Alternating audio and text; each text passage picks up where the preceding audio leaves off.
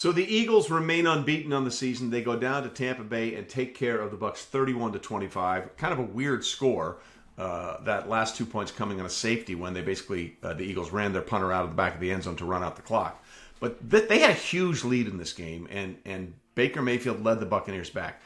I'm getting the sense in Philadelphia, like they're kind of like Kansas City a year ago. They're just going to find enough ways to beat you. Look, they didn't play great in this game. They didn't dominate. They had a big lead, and then they let it slip up, and then they had to hang on. There was a real opportunity that the Bucs would have had as another 3-0 team to come back and maybe force potentially a tie game with a touchdown and a 2-point conversion. They just couldn't get the first down they needed. There's a couple of things we need to talk about, though, with the Philadelphia Eagles. Okay, they ended last week's game by returning a blocked field goal, one of two field goals they blocked in the fourth quarter for a touchdown to seal the game against the Rams. And how did they start this game? The first time the Bucs went back to punt, they blocked that one and ran it back for a touchdown. So they're getting these kind of freak plays that are allowing them to win games, which is great. I don't know how sustainable it is, right? You can't have a blocked field goal, two blocked field goals in the fourth quarter, one return for a touchdown, and then a blocked punt return for a touchdown, which is really the margin of victory in their last two games. And it leads to something more problematic. We have talked about this. We have talked about this ad nauseum on Straight Facts Homie, that you're not going to see another repeat season from Saquon Barkley after his 2,000-yard season. And what did the numbers show us today? Saquon Barkley had 19 carries for 43 yards. 19 carries for 43 yards. He is 4 games into the season, and I think he hasn't come close to 100 yards rushing. He had 88 in one game, but still didn't come close to 100 yards. And we talked about this significantly leading up to the start of the season for the Eagles. You cannot count on a 2,000-yard rusher after a 2,000-yard season. We showed you the numbers and how significant the drop-off was. And the numbers for Saquon are actually startling for the year.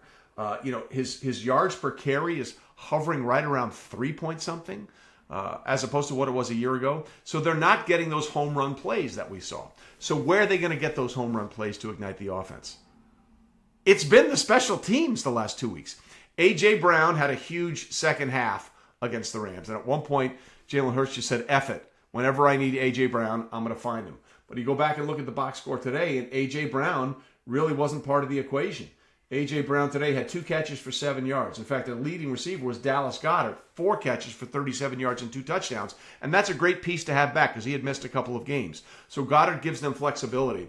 But the Eagles' offense is a little stagnant right now. And even an Eagles fan would admit that. Look, as long as you win, it doesn't matter. Winning is the ultimate deodorant. If the guy that you line up next to on the offensive line or who has a locker next to you in the clubhouse, if everything he does pisses you off, you don't fucking care as long as you're winning, right? But when you lose, when you start to lose, suddenly everything that sort of annoyed you drives you frickin' crazy. So the Eagles are riding this thing right now. But they've got to find a way to get more explosion.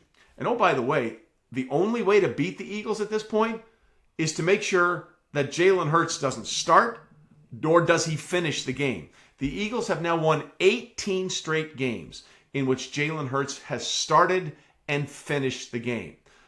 That's a streak the likes we've seen only from Tom Brady and Aaron Rodgers before. Hurts has been a really durable quarterback during his time with the Philadelphia Eagles.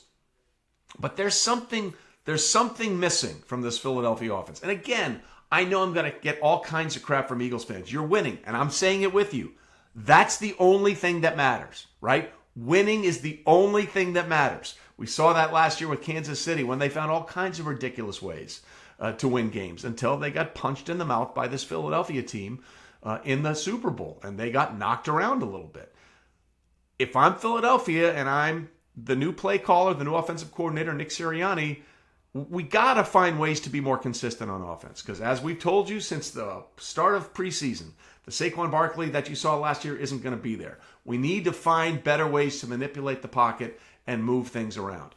And oh, by the way, the other thing about the Eagles game that's going to drive people absolutely crazy is when they were in a tush-push formation What did they do? They flipped it out to Barkley, who walked in for the easiest touchdown he'll ever have in his entire NFL career. Probably in his entire playing career. There wasn't a Tampa Bay defender within 5 yards of him.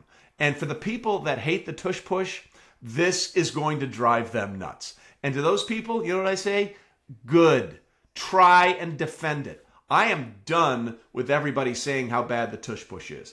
I've been very clear on a couple of things here. It's a legal play. But if there's a penalty, as there was against the Rams, as there should have been in the game against the Chiefs, okay? If there's a false start, call the damn penalty. But we don't need to abolish the play. And the fact that the Eagles found another way to score a touchdown out of the tush push or keep a drive alive without having Jalen Hurts, the powerlifting quarterback, shove his way through the offensive line is going to drive people absolutely crazy. And I'm here for it because I don't care about your tears. I don't care about your little concerns about, oh, it's not. It is. It's a legal play. As long as they officiate it like a legal play, I'm fine with it. If those offensive linemen, especially those guards, jump off sides or false start, call it. Just frickin' call it. It's pretty obvious. It's pretty clear. But now that the Eagles have put in a new wrinkle, you're going to have to find a whole different way to defend it.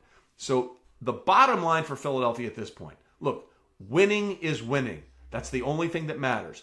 But if you're honest with yourself, as an Eagles fan, and Eagles fans, they're supposed to be, we want the truth, we want nothing but the truth, we want to be open, we're mean, we're all this kind of stuff. If you want to honestly look at your football team, that offense is a little out of sync right now. And again, it's another different play caller for Jalen Hurts as he continues to have them rotate through as they all get head coaching jobs. But that offense is not quite in sync yet. This was their best look offensively out throughout the season as they built that big lead, but they couldn't hang on. And the one thing we saw about Philadelphia is that the weakness of this team is in their cornerbacks, okay?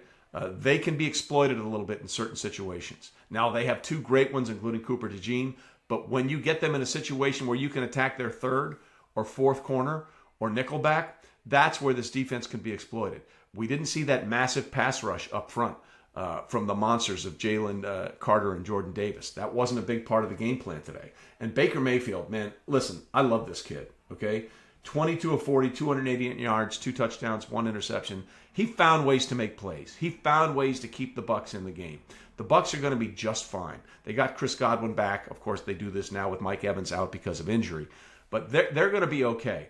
At the end of the day, though, Philadelphia just needs to keep Jalen Hurts upright and keep Jalen Hurts in the game, and they'll find a way to win. But they've got to be able to find a little more consistency on offense. It looked like they had found that mojo throughout the bigger part of this game, but they couldn't finish off the Bucs. And give the Bucs all the credit in the world for hanging around.